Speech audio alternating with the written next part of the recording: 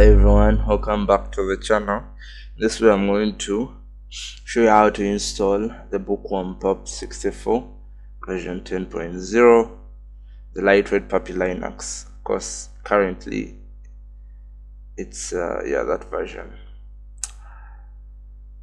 and I'm going to use VMware Workstation because this is perfect for testing software, practicing Linux, or just exploring puppy without touching your real system. But the same process works on the bare metal. Now this is puppy, you can read about it, and this is their website.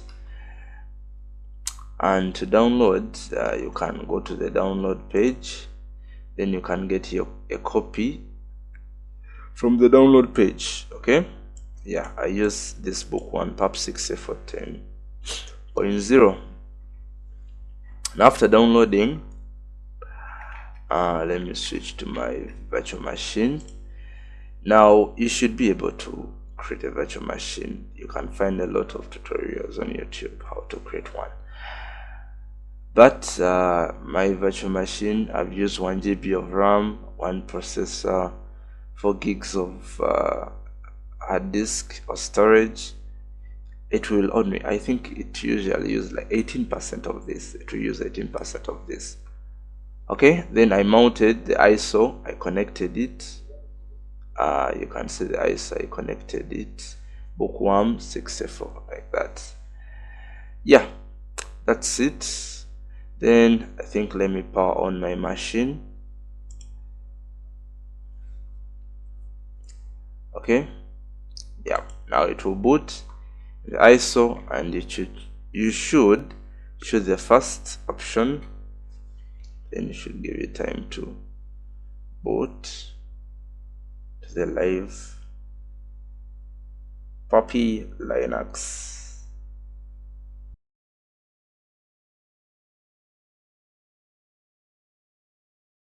Okay, and here we have our puppy Linux. I'm going to close this quick setup because we're going to do it again after we have installed. It's now running in memory. Okay, and the first thing you need to do is you need to partition your hard disk that you mounted, or the internal drive, in case you're installing on a bare metal. Come to the menu, go to setup, go to system, choose gparted, choose the storage. You can see for the 4 gigs. Okay, and here it is. Now this storage, it doesn't have a partition table, meaning I need to create it. Come to device, create partition table, choose the partition table style. If it is a EFI system, it's better to use GPT. If it's the legacy, it's better use the MS-DOS or the MBR. Okay, apply. Now it has a partition table. Now we need to create a partition. Go to partition, new. Want to give it a label as root. Leave it to file system ext4. Then add. Then click here to apply the changes. Okay, close it. Now before we exit the gparted, the first thing that I do, I need to apply to add a flag, the boot flag, because we are going to use it in creating the grub. Now to do that, right click on the partition you created, go to manage flags, then make sure you check the boot flag. If it is UEFI, you can check that flag, then close, and you can see under the flags it is there. Now it has a boot flag. Now that's it for gparted, and you can see now it is mounted. When you open it, you can see it is mounted. It is empty. Let me unmount.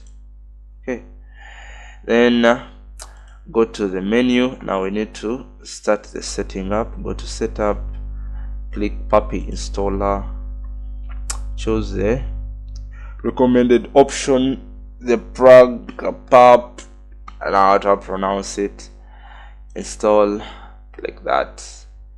Then just click Puppy button.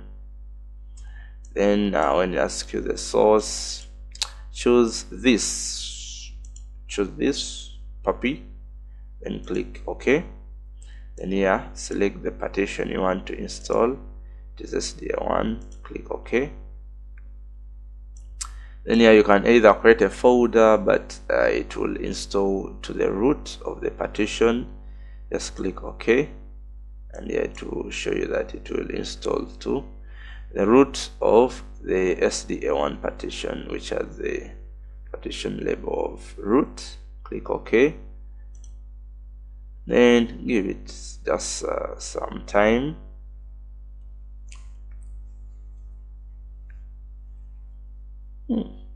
Since the CPU is being used. Okay, that's not bad. 100%. Okay. Can increase the Puppy Linux written to SDA1. Click OK. And that's it for the Puppy installer. Just exit. Now before we boot, we need to install a bootloader. Go to menu, setup, come to grab photos bootloader config. Then here where to install bootloader, come here and choose SDA, and make sure that you added the other flag of boot, because if you don't, it won't work. Choose that, then click OK. Then to ask you in case you have other operating system, you can add them, but I don't have any. Then click OK. Then it will ask you to confirm. Just click OK, and then it will be installed. As you can see, it is installed. Then click OK, and now it's time for us to reboot to our new installed Puppy Linux. Come to menu, leave. I'm going to shut down so that I can unmount the ISO. Click shutdown, click save, get ready, save to this. It's about. Okay, now I'm going to click on edit virtual machine settings. Now if it's a real computer, you just need to unplug your USB drive or your CD in case you have used a CD. Just come to this CD, then I choose, in fact, let me remove it. Click that, then remove. Then OK. Then now power on my machine.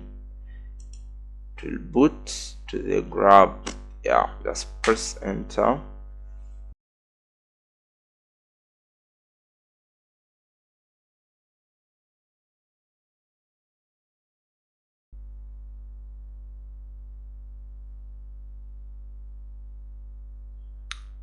Okay, and that's it. Now you just need to set up your system, choose the keyboard layout, firewall enabled, time from internet, change root password. Then this is good for security. You can click that to open the web browser. Run apps as support, because by default, you can see by default Puppy uses root, meaning you don't have any other accounts unless you create them, but it uses root to run everything. That's why this is good for security reasons, because it's not good to run web browsers with root privileges. And the host name, just say Rahim Puppy.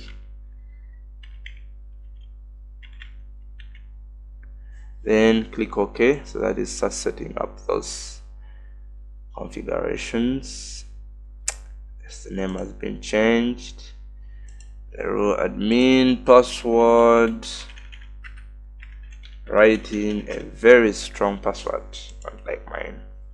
Okay, configure run as port. Yeah, that is done. Then click quit again, and then you have this will come and close,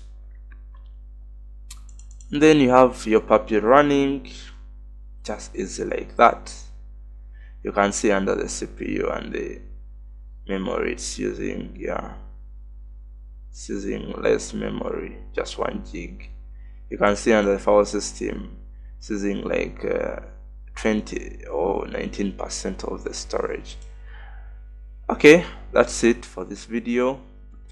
Don't forget to subscribe if you have found this video very helpful, and comment if you have any questions.